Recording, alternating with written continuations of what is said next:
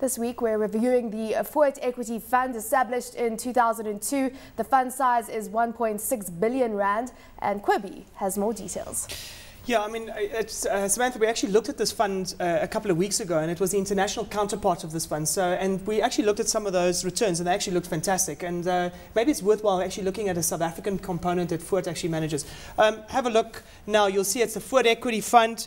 Foord Asset Managers are the managers there. It's a couple of individuals that have taken responsibility for this fund.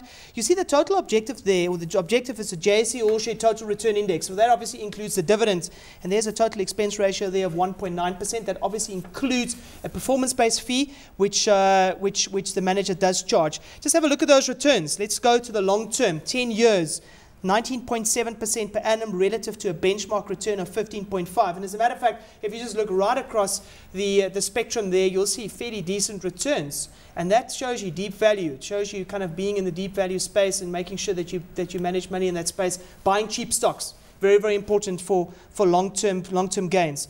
Just to show you the profile, the relative return of the fund. This is now the fund relative to its benchmark. You see fairly decent outperformance in this 09 period, slight underperformance here as kind of 09 hits, and then you can see kind of how the outperformance continues for this fund. And you can see the rolling returns here for the All Share Index. You can kind of see how those kind of pan out over time. Fairly decent profile for this fund, seeing that they outperform quite consistently over time. Remember, though, that there are times that deep value managers will obviously underperform. I mean, Roland, is this something that kind of speaks to your heart here?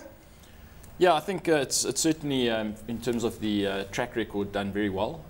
We have been in a value phase over the period that you've shown there, so a fund like this should do well. The question is whether going forward we are going to remain in a value market. I do think if Greece recovers that we probably will see much more of a growth kind of style coming back in fashion, where earnings will start recovering. A sort of general sort of industrial kind of exposures should do well. Resources are obviously different. Very heavily weighted towards industrials, over 60%. But it is a value fund, so it is going for the defensive industrial shares, I would imagine. So Aspen being one of them. Aspen is heavily one of them. in the stock. The other things that are interesting is there's a very high rand exposure in this fund, so the fund manager is positioned in such a way that he believes the rand is going to weaken. I certainly think the rand is probably fair valued where it is now, so I can't see the rand weakening necessarily from here. But it's a very interesting position fund. It's quite a high cash position, the 9% in cash, which is quite conservative. I guess there's probably still fear in the fund manager's mind in terms of what's going to happen globally. I do think in the next month or so we'll have a lot more clarity on the European situation. It'll be interesting to see how that cash position changes, because a fund manager sitting on cash and the market runs is a recipe for underperformance. Samantha, you know what's interesting? I want to just show you something about this fund quickly. Look at your screen now, and you'll see the top 5 holdings for this fund. And you'll see that BHP Billiton's right at the top there at 8.1%. That's a Clear Signal Resource Company. Anglo then at 6.6%. So from a top 5 perspective, the 2 biggest weighters in this fund are actually resource companies and not industrials. But when I show you the relative rankings, look at those.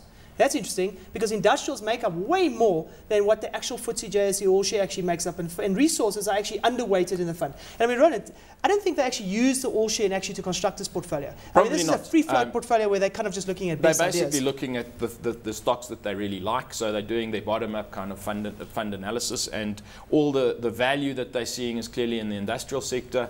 I must say, from a risk perspective, from a quantitative perspective, you are putting most of your eggs in one basket with that kind of style. So if industrials do well, this fund will shoot the lights out. If industrials don't do that well, this fund will struggle. That's the question I want to ask you, because if you're looking back in the past 10 years and you say that past performance doesn't necessarily mean strong future performance, what is the question that we need to be asking around this fund and the future performance of it? With a 19.7% return over the past decade, with a strong industrial weighting. Yes, BHP Billiton is there. Yes, Anglo American is there. But what does that mean for future performance if you're looking at a growth era coming to the fore? If that's your view. Well, you've got to have a view. So my personal view is that we are going to enter more of a growth phase over the next 5 years or so. That comes with inflation as well, so growth and inflation tend to work in sync. Clearly that means that you do not want to have a very high value exposure.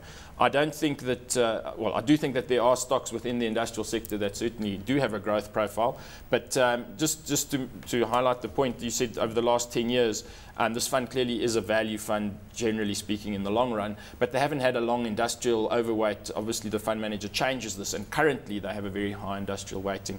I would want to see some more growth-focused stocks or stock picking in a fund like this. See, if you've got growth coming to the foreground, then you've got to kind of think about it like this. You've got to say, okay, fine, growth's coming to the foreground, so I want to own some businesses that can make money out of an industrial cycle opening up or a GDP cycle opening up. So fine, industrials will play a role there. But surely the things that I'll have to feed it is commodities. And I mean, you're seeing both those ideas in the fund for me. So if you look at the top 5 holdings, I don't think, when they construct this portfolio, I think JSE All Share for them is a distant memory. And I think they kind of look at the constituents and they say, okay, how do we construct here based upon valuations? If you look at both Billiton and Anglo, both of those are trading off single-digit kind of price to earnings multiples. That's kind of indicative of a value-based market in resource. Yeah, you've got high earnings that you need to take into consideration, and the divi yields look a little bit flat and so on. But certainly, you want to make sure that those kind of are in the portfolio.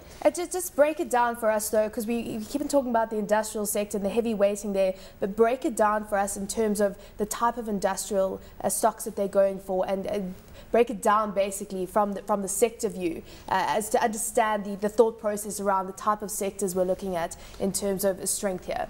Well, remember that again, Foord is a big valuation-based manager, so they're trying to understand value in the market. So what they would do is, as a start off, is they would try and understand from a multiple perspective what are the cheap stocks and what are the expensive stocks in the market, and then based upon a view, they then say, well, out of the cheap stocks, which ones would we like in the portfolio? Now, I mean, if you again look at the kind of the top 5s there, Aspen, Bidvest, and South African breweries kind of make up the bulk of the big industrial bet on the top 5 basis. Now, there's a whole range of other ones that they've bought at the bottom end of that as well. And that will take a view into consideration, such for instance as the automotive market in South Africa and the steel market in South Africa and various other things that they potentially want to look at as well. Consumer stocks and so on as well. We're running out of time. Before we end off the show, Roland, very quickly, would you buy shares in this fund?